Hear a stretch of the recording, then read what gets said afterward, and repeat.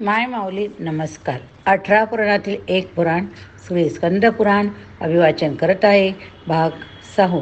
प्रथम श्री नारायणाला नमस्कार करून कथेला प्रारंभ अभिवाचनाने करते. अध्याय 13.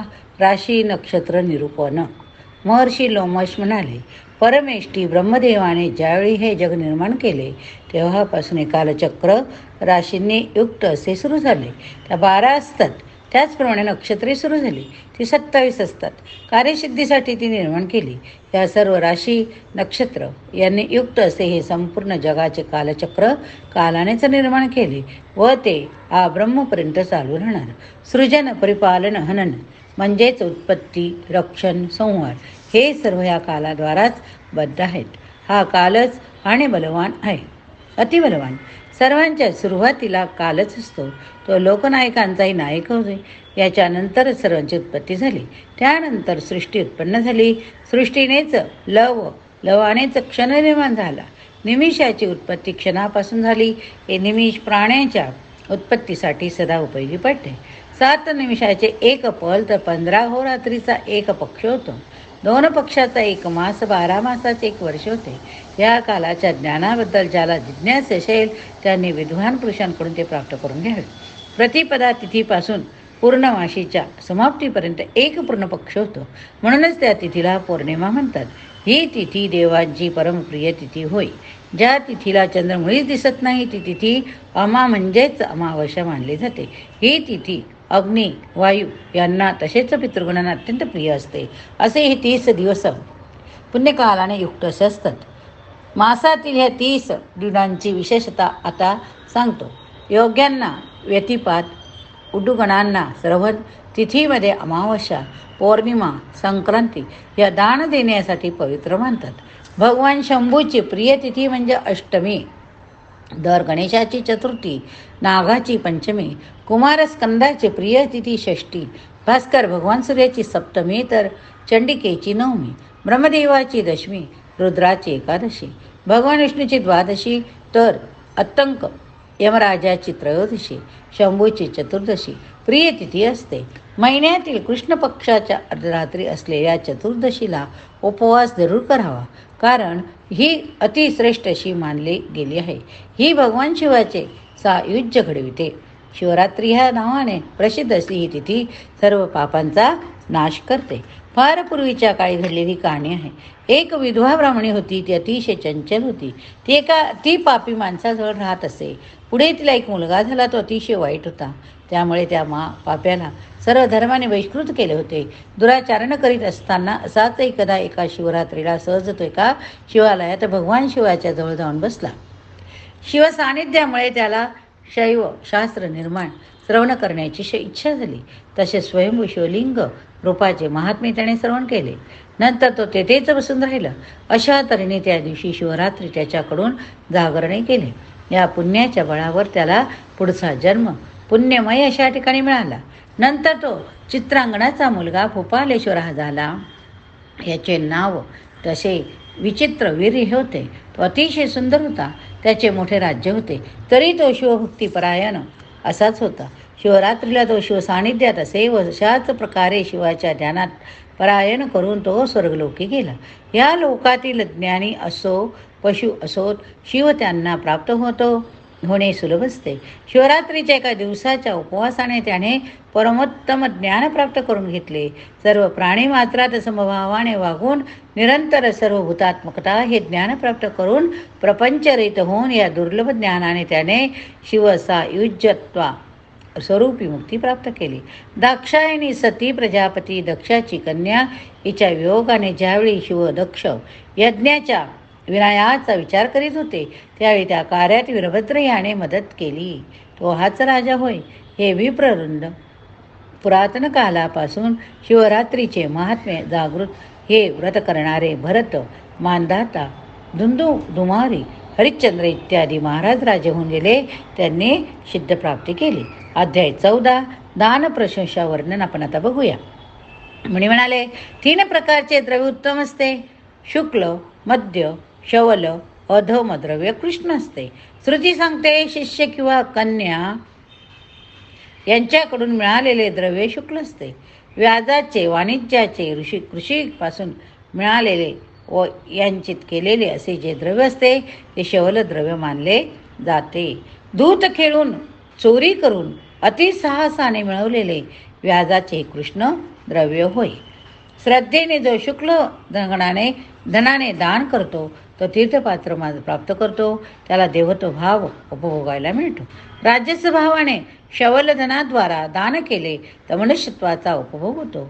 तमगुणाने जो मानव कृष्ण द्रव्याचे दान करतो त्याला तिर्यक योनी प्राप्त होते. परमेश्वराकडे याचना केलेल्या द्रव्य स्फुट रूपाने राजस होईल. नारद म्हणाले, यानंतर ब्राह्मण बनून राजाकडे प्रतिग्रहाची याचना करावी असे मनात आले, पण ती गोष्ट अति त्रासदायक. कारण पतिग्रह अति घोर मधाचा आस्वाद विषाप्रमाणे असतो. तसेच प्रतिग्रहाने युक्त असा द्विज होय.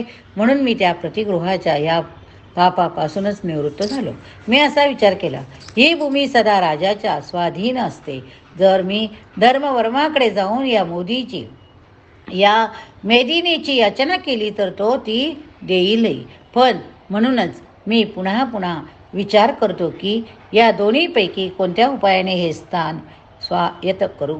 एखाद्याची बायको वाईट असणारा पुरुष मनातून कधी शांत नसतो, सदा चिंतित असतो. त्याचप्रमाणे मी विचार विमर्श करीत राहतो, पण माझी चिंता अणुमात्रही कमी होत नाही. एवढ्यात त्या पुण्यभूमीवर पुष्कळशे मुनिवर सागर संगमावर स्नानासाठी आले. त्यांना मी विचारले, आपण कुठून आलात? यावर ते म्हणाले, हे मुने, सौराष्ट्रात धर्मवर्मा नावाचा राजा आहे. त्याला दानतत्व जाणून घ्यायचे. त्याने खूप तपश्चर्या केली. त्यावेळी आकाशवाणी झाली की, हे नृपा, हा श्लोक ऐक. नंतर त्याने तो श्लोक ऐकला. त्याचा अर्थ असा की 2 हेतू असणारे, स्वादिष्ठाने असणारे, सांगे 2 पाकांनी युक्त, 4 प्रकारचे 3 जातीचे, तसेच 3 प्रकारांनी नाश होणारे असे दान सांगितले. या श्लोक सांगून झाल्यानंतर ती आकाशवाणी लगेच विरून गेली. विचारल्यानंतरही तिने या श्लोकाचा अर्थ सांगितला नव्हता. त्यामुळे राजा धर्मवर्माने दंडी पिटवून घोषणा केली की, तपश्चर्येने मला जो श्लोक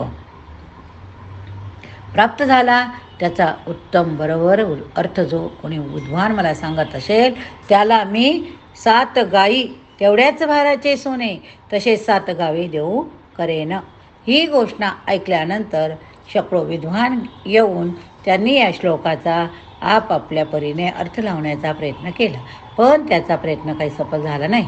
हे नारद, त्या विशाल अशा घनलोभाने अनेक लोक तेथे गेले, पण त्यांना परत यावे लागले, कारण त्या श्लोकाचा अर्थ त्यांच्या समित ज्ञानाच्या सीमेबाहेरचा होता. आता तीर्थयात्रा कराव्या म्हणून आम्ही येथे आलो आहोत व पुढे जाणार आहोत.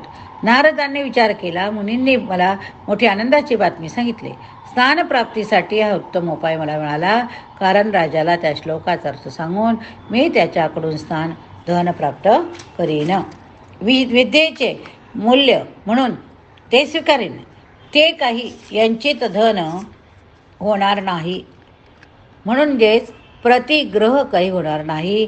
मही सागर संगमाला प्रणाम करून मी तेथून एका वृद्ध ब्राह्मणाचे रूप घेऊन त्या नृपाकडे गेलो. मी त्याला अर्थ सांगितला. तो असा, दानाचे 2 हेतू म्हणजे अल्प आणि बाहुल्य. कोणतेही दान असो त्याची फले विपुल असतात. श्रद्धा आणि शक्ती या दोन्ही गोष्टी दानांची वृद्धी क्षय करणाऱ्या असतात. श्रद्धायुक्त दान असावे. धर्माची साधना श्रद्धेनेच केली जाते. मुनी अकिंचन असूनही श्रद्धाळू असल्यामुळे ते दिव्य लोक प्राप्त करीतात. श्रद्धा 3 प्रकारची असते, सात्विक, राजसी आणि तामसी. शक्तीच्या बाबतीत श्लोकात असे सांगितले आहे की, कुटुंबाच्या अन्न वस्त्र यांच्या गरजेशिवाय अधिक देऊ नये व घेऊ नये. आपल्या लोकांना दुःखी करून इतरांना दान देणारा योग्य नव्हे. सामान्य याचित न्यास आदिद्वारा दर्शन अन्याहित निक्षेप सर्वस्व अन्याय असे, तेव्हा आपत्तिकात वस्तू देऊ नयेत. हे 2 हेतूंचे स्पष्टीकरण झाले. यानंतर आत्ताच अधिष्ठान युक्ती 6 असतात. धर्म, अर्थ, काम, क्रीडा, हर्ष, भय ही 6 दानाचे अधिष्ठाने होय. सुयोग्य पात्र अशाला कोणत्याही कारणाविना फक्त धर्मबुद्धीनेच दिले जाणारे दान म्हणजे धर्मदान, अर्थदान, कामदान, क्रीडादान. एखाद्याने विडा उचलला व प्रतिज्ञा केली तर ती पूर्ण केल्यानंतर दिले जाणारे दान म्हणजे क्रीडादान. हर्षदान प्रिया वस्तू या व्यक्तीकडे पाहून हर्षयुक्त केलेले प्रधान भयदान आक्रोश अनर्थ या हिंसेच्या प्रतिकारासाठी नाईलाजाने दिले गेलेले दान ही साधिष्ठाने दिली. आता यांची नाव 6 अंगे दाला प्रतिग्रहिता शुद्धी धर्मयुक्त देय देश काल ही 6 अंगे प्रशस्त दाता अपरोगी धर्मात्मा देण्याची इच्छा असणारा अव्यसनी सुची अनिंद्य असावा. तामसदाता असरल अश्रद्ध अशांत भीरू असत्य प्रतिज्ञा करणारा निर्दयी असू शकतो. आता 2 पाक जे परलोकात आहेत असे सांगतात.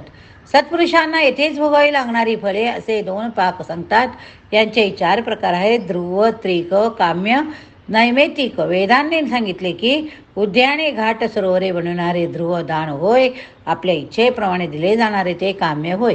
कालपेक्ष, क्रियापेक्ष आणि गुणापेक्षा यांना स्मृतीने नैमित्तिक दान म्हटले आहे.